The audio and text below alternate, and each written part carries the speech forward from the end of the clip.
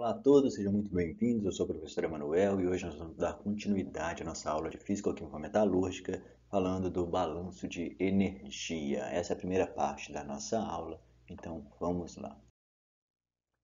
Primeira coisa para falar de balanço de energia, nós lembraremos da primeira lei da termodinâmica. A energia não pode ser criada nem destruída em um sistema de massa constante, mas pode ser convertida de uma forma para outra. E quando falamos em sistema de massa constante, nós estamos pensando diretamente na conversão de massa em energia e energia em massa, de acordo com a equação é igual a mc ao quadrado, que não se aplica aqui, se aplicaria em balanço de energia de reatores nucleares, mas não no nosso caso. Então nós podemos traduzir, essa primeira lei da termodinâmica de acordo com essa equaçãozinha aqui, olha. A entrada de energia no sistema menos a saída de energia no sistema, ela é igual à energia acumulada nesse sistema. Mas vamos lembrar que para os processos metalúrgicos, siderúrgicos em geral, os reatores químicos como o alto forno, um convertedor, o alto forno de zinco e todos os outros diversos reatores utilizados, em geral, nós fazemos um balanço em regime estacionário, ou seja, não está havendo acúmulo de energia no sistema. Então, o nosso balanço de energia vai ser resumido para essa equação aqui, olha, a entrada de energia no sistema é igual a saída de energia no sistema, o que facilita muito a realização dos nossos balanços de energia. Então, aquela equação que nós vimos agora há pouco, ela é muito simples. Nós não estamos convertendo energia em forma de calor, em energia na sua forma de trabalho. Nós estamos apenas convertendo energia térmica em energia térmica nos nossos convertedores e reatores químicos, né? Existirão energias relativas também às reações químicas, a liberação, de calor ou absorção de calor devido às reações químicas, devido à entalpia de mistura, mas eu posso resumir tudo a entrada igual a saída. Então vamos fazer esse exemplo que vai nos clarear um pouco mais como fazer um balanço de energia. Em um reator utiliza-se nitrogênio gasoso para fazer o aquecimento de um minério de ferro que tem a seguinte composição: 95% dele é composto de hematita, que é 2O3, e 5% dele é composto de SiO2, a sílica. O minério entra no reator a 25 graus Celsius, sai a 627, o nitrogênio entra a 227 e sai a 127 graus Celsius. Considerando que são consumidos 700 normais metros cúbicos de nitrogênio por tonelada de minério, determinar as perdas térmicas para as seguintes temperaturas de referência: 25, 627 e 827 graus Celsius. Comparar os valores e discutir os resultados. Aqui nós temos algumas considerações a fazer. Primeiro vamos entender o que o exercício pede. Eu estou então soprando no meu minério nitrogênio gasoso, que entra numa temperatura mais alta. Como ele está aquecendo esse minério, ele vai sair numa temperatura mais baixa. Esse minério entra na temperatura ambiente, em contato com o nitrogênio gasoso recebe calor e sai a 627 graus Celsius. É isso que eu quero fazer. E o que são essas temperaturas de referência? As temperaturas de referência vai ser aquela temperatura que eu vou usar como padrão para realizar o meu balanço. Dependendo da temperatura que eu escolho de referência, o meu cálculo pode ficar mais fácil ou mais complicado. Nós veremos aqui que o resultado tem que ser o mesmo, mas o trabalho que nós teremos para chegar nesse resultado vai variar dependendo dos valores que eu escolho. E aqui nós iremos fazer essa comparação. 25 graus Celsius é um valor bem interessante de referência, porque os valores de entalpia já são tabelados a 298 Kelvin, que é 25 graus Celsius. E até a diferença de entalpia, aquelas que nós já vimos, que é tabelado numa equação padronizada, ela é tabelada na sua forma entalpia numa temperatura menos entalpia 298. Então, se o meu padrão já é 298, eu nem preciso saber qual que é esse valor a 298, porque eu estou trabalhando já nessa referência. Vamos iniciar o nosso sistema contando o número de mols que nós temos no meu processo. Vamos lembrar que as entalpias são tabeladas por mol, então temos que saber a quantidade de mols de cada elemento que eu quero considerar. Quem tiver dúvida em como encontrar isso aqui, dê uma assistida nos nossos vídeos de balanço de massa, onde isso aqui é detalhado um pouco mais. Eu vou passar um pouquinho mais rápido, porque eu sei que o balanço de massa nós já sabemos fazer. O balanço de massa tem que bater no balanço de energia para que ele dê o resultado correto. Então é importante saber o balanço de massa. Vamos lá. O número de mols de Fe2O3 é igual à massa do minério multiplicado por a porcentagem de Fe2O3 no minério, dividido pelo seu peso molecular do Fe2O3, dividido por 100. Ok? Dessa forma, nós iremos encontrar 5.948,65 mols. Vou fazer os mesmos cálculos para o SiO2 e para o N2. E encontrarei que eu tenho 832 mols de SiO2 e 31 mols de N2. Dê uma pausa no vídeo e faça os outros cálculos.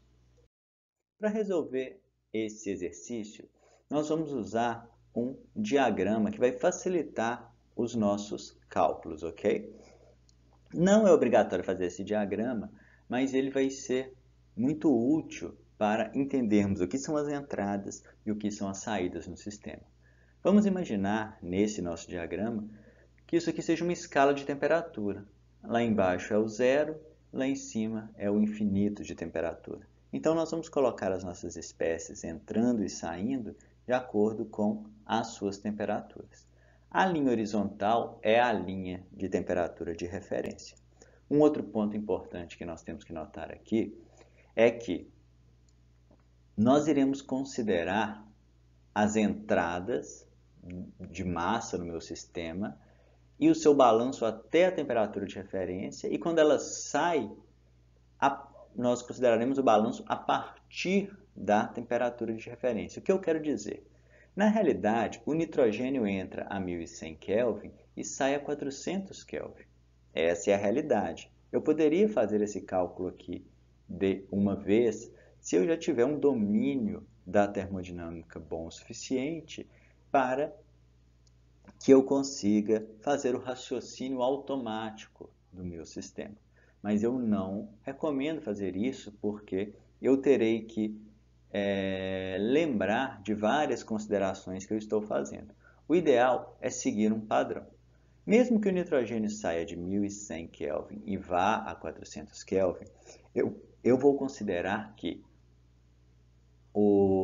as entradas de massa no meu sistema se equilibram até a temperatura ambiente, até a temperatura de referência, que no caso é 25, e depois na saída ele parte dessa temperatura de equilíbrio.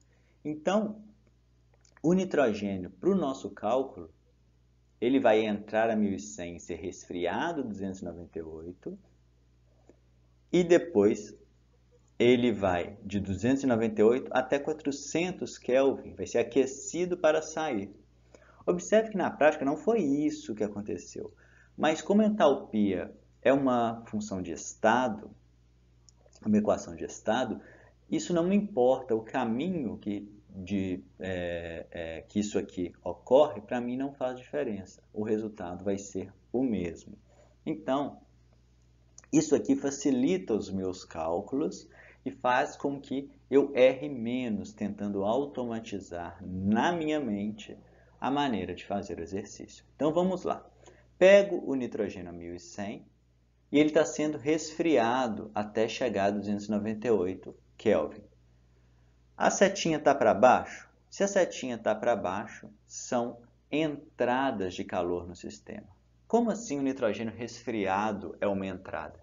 Para ele resfriar, ele teve que liberar calor. E liberou calor para quem?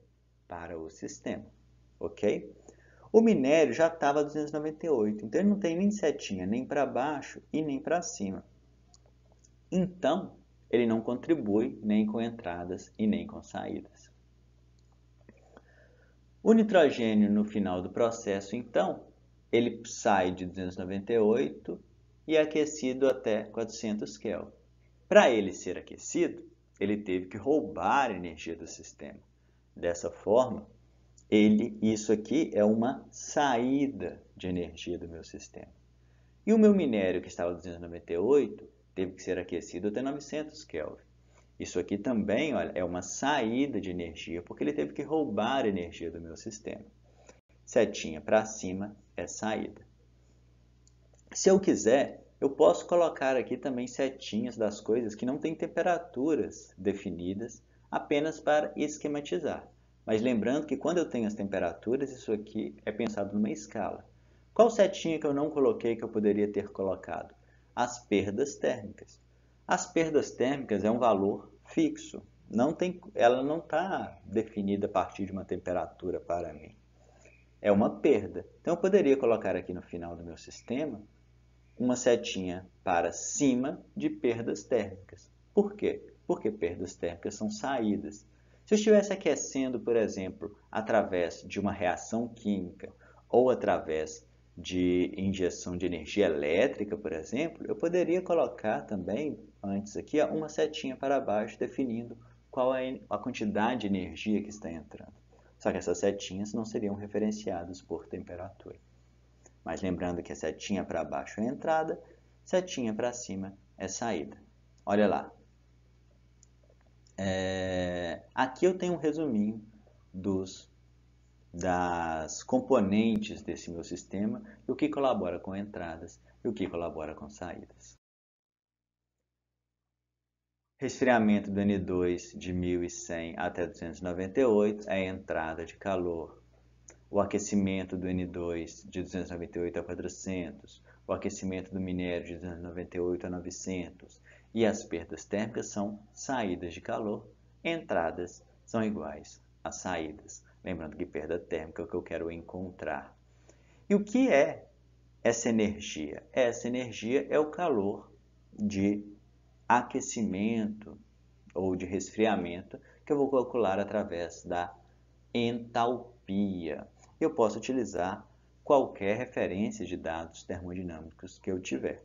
Aqui nós usaremos como referência os dados do livro Dados Termodinâmicos para Metalurgistas. Mas, se sua referência for confiável, os resultados serão os mesmos. Então vamos lá. Entrada de calor no sistema. O calor, então, que o N2 deu para o sistema quando ele foi resfriado. Vou lá nos meus dados termodinâmicos e vou encontrar a minha equação de HT menos H298. Essa equação é interessante porque nós não escolhemos a temperatura de referência de 298. Então, olha, ele já parte de 298. Por isso que a temperatura de 298, eu falei 3 vezes 298, ela é uma temperatura muito boa para eu escolher como referência, porque os valores já são tabelados em função dela. Então, olha só, lá nos dados termodinâmicos para metalurgistas ou em qualquer outro livro de dados termodinâmicos de entalpia, eu vou encontrar as equações de entalpia, então, para HT e H298. A do N2 é essa aqui. Quem não está lembrado de como que a gente faz essa análise, assista os nossos vídeos anteriores, tá?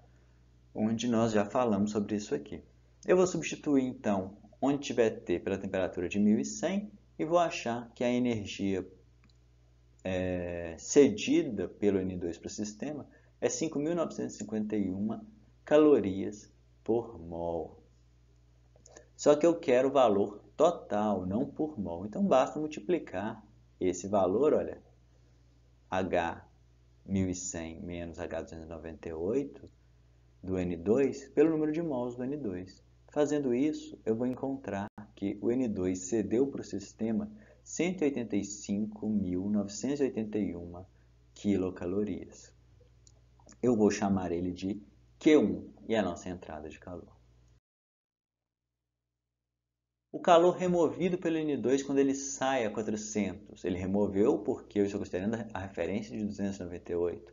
Pego a mesma equação, acho o valor dela a 400, multiplico pelo número de mols, vou achar então que eu removi do sistema 22.406 quilocalorias. Vou chamar de Q2. saída do minério do meu sistema. Lembrando que o meu minério ele é composto de Fe2O3 e SiO2. Vou encontrar as equações dos dois lá nos dados termodinâmicos. Vou substituir pelas temperaturas e vou achar aqui os seus valores de referência, os seus valores nessa temperatura de 1100 Kelvin. Vou multiplicar cada valor que eu encontrei pelo número de mols referente a cada um deles. Aqui eu vou ter que pensar nas proporções da composição química que foi dado no exercício. Vou chamar isso aqui de Q3.